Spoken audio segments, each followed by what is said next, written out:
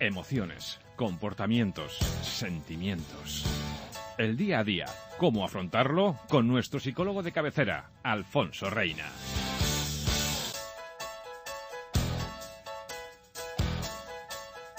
Hablar en público es para muchos una auténtica pesadilla. Según un estudio de la Universidad de California, hasta el 75% de los individuos padece miedo a hablar en público. Es decir, que 3 de cada 4 personas sufre algún tipo de ansiedad cuando se enfrenta a una situación de estas características. Seguramente, si usted le ha tocado hablar en público en alguna ocasión en su vida, conoce muy bien esos síntomas de los que les vamos a hablar en unos instantes. Nos tiembla la voz, hay ese sudor de manos, se aceleran los latidos del corazón, tenemos la boca seca, sudor, en definitiva, los nervios a flor de piel, y la verdad es que no es para menos. Alfonso Reina, psicólogo, ¿qué tal? Muy buenos días. Muy buenos días, Inés. Es verdad, nervios a tutiplé, sí. sequedad de boca, sí. El sudor, yo recuerdo sudor, como los latidos del corazón. El enrojecimiento de la cara, total. El sudar las manos, hay muchos síntomas que al final son síntomas de ansiedad y que le sucede a muchísima gente en las situaciones en las que tú comentabas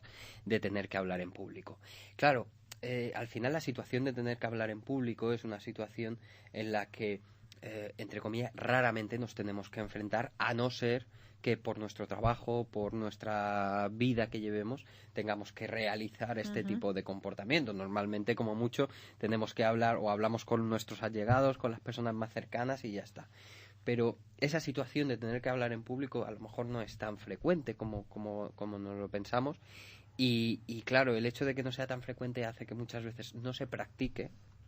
Y claro, si no se practican las cosas, al final, quieras que no, siempre existe este miedo de al final acabar haciéndolo mal o acabar fallando, trabarme, tartamudear. Claro, es que lo desconocido en definitiva nos preocupa porque no sabemos lo que va a pasar, ¿no? Exacto. Pero como muy bien dice Alfonso, y además yo lo leía estos días, ¿no? El temor de hablar en público es uno de los temores más extendidos de la sociedad. Pero a mí lo que me gustaría saber hoy, entre esta charla que mantenemos, es el por qué tenemos este miedo a hablar en público. Porque también es verdad que, evidentemente, yo supongo, Alfonso, que es bueno tener ese gusanillo, esa cosilla, sí, que eso es saludable, pero de ahí a incluso gente tener pánico escénico a salir a medio un abismo. Sí, es decir, la primera parte es totalmente cierta. Es bueno en esas situaciones tener un poco de activación.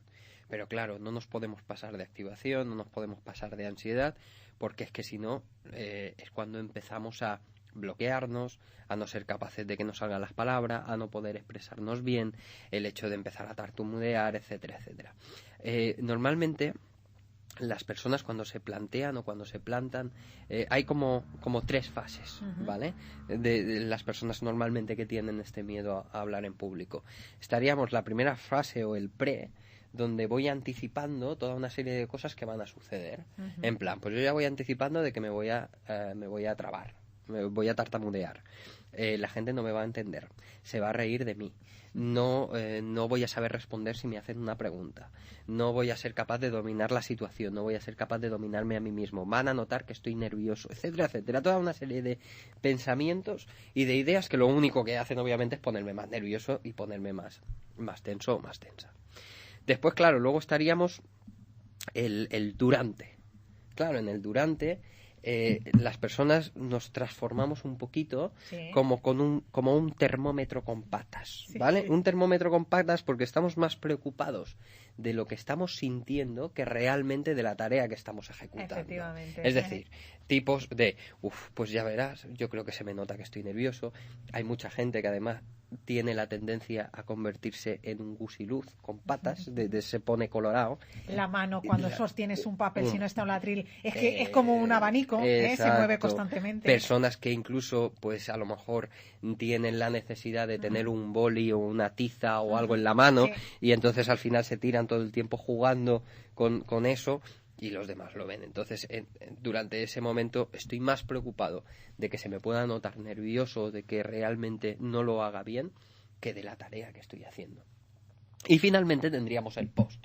Claro, si yo única y exclusivamente me centro en aquellas cosas que no he ejecutado de forma correcta, si solo me fijo en lo mal que lo he pasado, el recuerdo que voy a tener de esa situación va a ser un recuerdo negativo y por lo tanto no va a aumentar las probabilidades de que me vuelva a enfrentar a una situación de esa, sino todo lo contrario, sino que lo voy a seguir percibiendo como algo totalmente negativo, como algo totalmente catastrófico, como algo totalmente que no quiero volver a repetir porque es una experiencia que no nos ha gustado. Alfonso, luego hay otra parte que en torno a lo que tú estabas comentando, ¿no? Que nos ha puesto estos 3 ejemplos muy claros. Luego tenemos esa parte que yo creo que también entra dentro de esa lógica de qué pensarán los demás. Lo voy a hacer bien, lo voy a hacer mal. Ojo, que si no lo hago bien me van a criticar. Eso también entra dentro de ese nerviosismo, de este estrés, de este sudor, de esta ansiedad que nos genera el hablar en público. Exacto. El miedo al qué dirán, el qué pasará.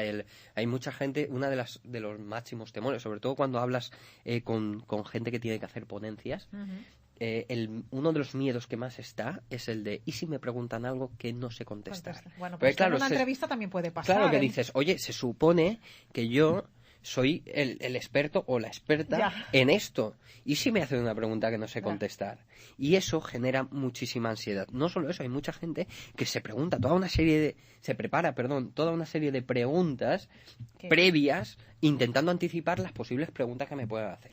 A ver, esto hasta una parte está bien, pero a la gente le cuesta el ver que existe otra salida también, que es decir, bueno, me gusta que me realice esta pregunta o ahora mismo no puedo contestarle esta pregunta o no lo sé. Si me permite que yo lo busque, pues es que es imposible que retengamos tantos datos y es imposible que lo sepamos todo. Claro, evidentemente eso es igual que cuando uno realiza una entrevista, por eso en muchas ocasiones depende, incluso a los políticos hay esas entrevistas que hay algunas preguntas pactadas, ¿no? Claro. Para que el entrevistado sepa un poco por dónde van a ir los tiros. Yo no sé, Alfonso, perdona, si hay un perfil determinado, porque sí que es cierto que en anteriores programas hemos hablado de perfiles, ¿no? De diferentes perfiles en torno a las diferentes fobias que hay. Yo no sé si el miedo a hablar en público hay una fobia que lo caracteriza, si esto tiene un perfil más determinado, si personas más volúmenes, estaríamos hablando un poco con el mismo denominador común de otras semanas. Bueno, también es verdad que esto al final va como por probabilidades. Personas que quizás pues tengan más dificultades a la hora de comunicarse, pues obviamente tendrán más miedo a enfrentarse a esta situación. Personas que además le importen mucho el qué dirán y sobre todo el aparentar, pues también va a ser complicado. Perdón. Y obviamente si la persona es una persona que no tiene toda una serie de habilidades para resolver determinadas situaciones conflictivas que te puedas encontrar, pues todavía se agrava más. Lo digo porque hablar en público tenemos que verlo no como algo natural del ser humano. No es algo natural hablar en público. Hablar sí, comunicarnos también. Hablar en público ya no. Hablar en público es una habilidad. Una habilidad que requiere de técnica, que requiere de estrategias y que requiere de toda una serie de herramientas que no nos vienen aprendidas, o sea, no nos vienen sabidas. Tenemos que ir trabajando, aprenderlas, y no solo eso, sino que también tenemos que ir practicándolas día a día. Yo recuerdo una que a mí me enseñaban y que siempre me recordaban una vez que teníamos que hacer una exposición en público, era mirar un punto, siempre el mismo punto de lejos, ¿no? Para dirigirte a ese punto imaginativo que fuera, ¿no? Para no agobiarte, porque si empezabas a mirar y veías rostros conocidos, te empezabas a agobiar, ¿no? Te ponías como más nervioso. Yo recuerdo que es una de las estrategias que nos decían a nosotros para poder hacer esa ponencia o para poder explicar lo que queríamos dar a entender. Claro, con lo cual este miedo tiene estas dos partes. Una parte más de ese control de ansiedad, pero por otra, esa parte más de habilidad y de técnica. Es decir, el poder hablar en público requiere que seas capaz de comunicar de una cierta manera para que puedas llegar a ese público. Y eso al final está lleno de técnicas y de habilidades que se van aprendiendo y se van adquiriendo. Por ejemplo, pues una de las cosas que normalmente nosotros recomendamos es que si tienen que charlar o hacer una charla en una sala, que intenten buscar las 2 o 3 personas que llamamos reforzantes. Y es decir, siempre dentro de la sala habrá 2 o 3 personas que a lo que vamos diciendo van asintiendo. Entonces, eso es muy reforzante para uno. Es una palmadita en la espalda. Con lo cual, es mejor mirar a este tipo de personas que no mirar a aquellas que a lo mejor están mirando el móvil o se están aburriendo. Porque no nos... O sea, no nos generan seguridad. No, y además que no nos engañemos. No siempre todo lo que decimos es interesante y podemos aburrir a la gente. Bueno, ¿cuántas veces hemos visto a políticos que se duermen? Por eso, con lo cual, lo digo porque hay gente que percibe todas estas cosas como si fuera un fracaso personal. El hecho de, fíjate, había uno bostezando y había una mirando el móvil. Fíjate, oye, lo mira, que cuenta debía aburrir un montón. Cuando realmente dices, oye, mira, es que esto puede pasar. A no todo el mundo le puede resultar interesante y no hay que percibirlo como algo negativo mío, sino como, bueno, pues algo natural y normal de esa situación. Alfonso, ya para finalizar, nos comentabas importantísimo, sobre todo si tenemos que hacer esa exposición, fijarnos en esas 2 o 3 personas que nos reconfortan, sí. ¿no? Esa palmadita en la espalda, como digo yo, que no te pueden dar, pero que a lo mejor las miras a ellas y asienten con la cabeza. A grosso modo, ¿qué recomendaciones hacéis vosotros los profesionales a aquellas personas pues que por su trabajo y además cada día más el hablar en público forma parte de nuestro día a día, por lo tanto hay que intentar vencer ese miedo porque también forma parte de nuestro trabajo.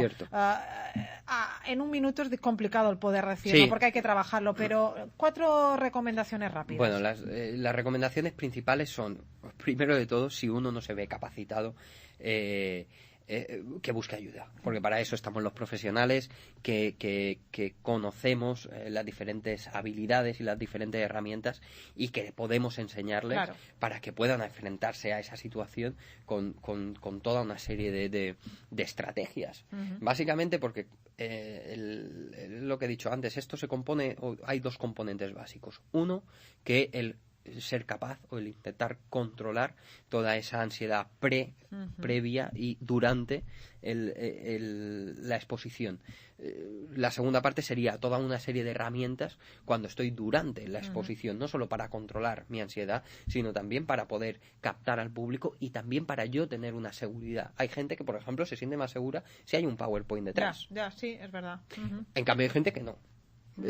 Depende luego de cada persona, necesitará o se sentirá más seguro o más segura con una cosa o con la otra. Y finalmente, yo creo que es la parte más importante y que poca gente hace, es el final de la exposición.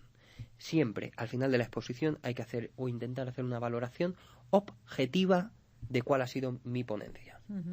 Cuando digo objetiva, es decir, darme cuenta todo aquello que he hecho bien y aquellas cosas que creo que no han estado tan bien, de qué manera puedo cambiarlas para la próxima vez. Pulirlas. Pero de una forma objetiva. Es decir, esto no consiste en flagelarse, en pegarse con el látigo y decir qué mal he hecho esto. No. Eso no me importa o no interesa. Lo que tengo que intentar hacer es reforzarme las cosas que sí que he hecho bien y intentar ver qué cositas puedo mejorar, porque cada nueva presentación es una oportunidad más para seguir aprendiendo. Bueno, pues yo creo que está claro. Es verdad que tenemos que aprender a hablar en público. Es algo, como nos decía Alfonso, que uno no es como el hablar, que lo vamos aprendiendo desde chiquititos. Esto es una habilidad y esa habilidad hay que poder trabajarla. Alfonso Reina, ¿dónde te pueden localizar nuestros oyentes? Pues mira, nos pueden localizar en Reina Psicólogos, que estamos en la avenida Gabriela Lomar número 1, entresuelo segundo A.